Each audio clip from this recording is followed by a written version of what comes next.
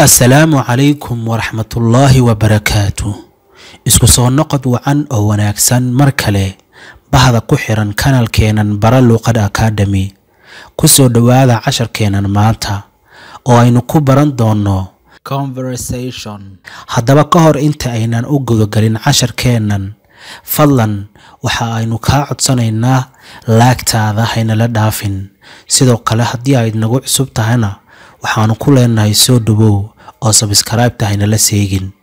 waa hagaag markana aan u gudagalno casharkeena.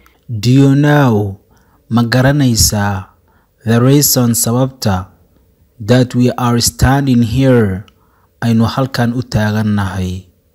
ma garanaysaa sababta aynu halkan u taagannahay? Do you know ma garanaysaa the reason that we are standing here sababta aynu halkan u taagannahay? Of course, dabcan I know waan garanayaa. We are standing here. waxaynu halkan u taagannahay. We are standing here to make a conversation. waxa aynu halkan u taagannahay in aynu sameyno wada sheekaysi. First of all, ugu horeyntii ama marka horeba, what is waa maxay a conversation? wada sheekaysi waa maxay?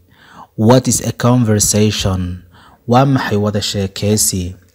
Conversation wada sheekaysiga is a way waa hab in which students habkaasoo ardadu exchange ay isku weydaarsadaan their ideas fikradahooda. Ideas waa fikrado.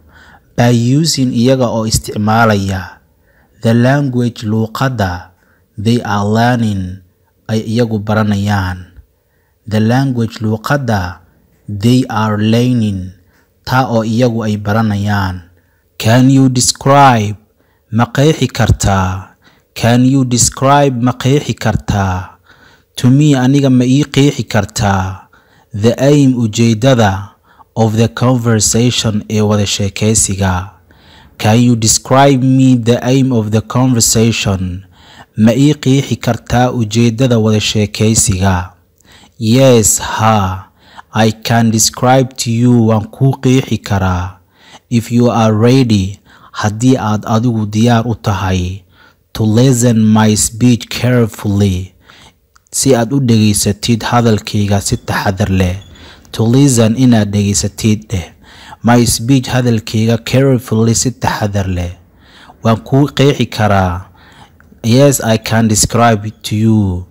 If you are ready to listen my speech carefully. I am ready to listen your speech. I am ready to listen your speech. I am ready anigu diyaar baan u ahay to listen inaan dhegaysto your speech hadalkaaga. Attentively si taxadar leh. Attentively waa si taxadar leh ereyga carefully ayay la macno tahay. The aim ujeedada of the conversation ee wada sheekaysigu is to exchange waa in la isweydaarsado our ideas fikradahayna inaynu isku weydaarsano weeye in English ee luqadda Ingiriishka. wada sheekaysiga ujeedadiisu waxa weeye in aynu isku weydaarsano fikradaheena luqadda Ingiriishka in English qaab English ahaana. It's also sidoo kale waxa weeye to test in la tijaabiyo. Test waa tijaabin the student's speaking ability awoodda hadaleed ee ardayga.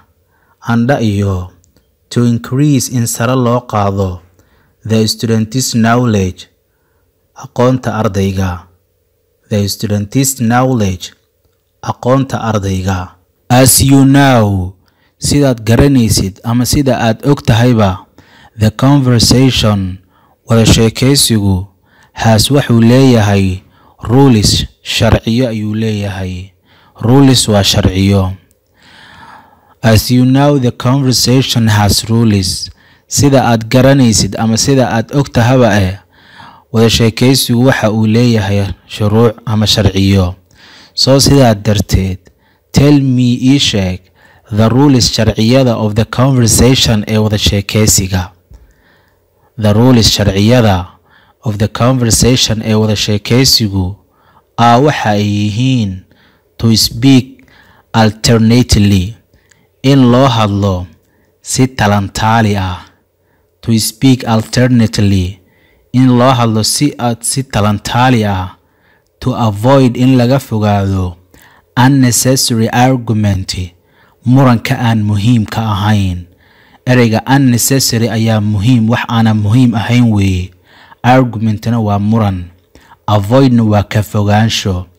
So marka to avoid, in laga fogaado weeye unnecessary argument, muranka aan muhiimka ahayn. Anda iyo to put forward, in la hormariyo.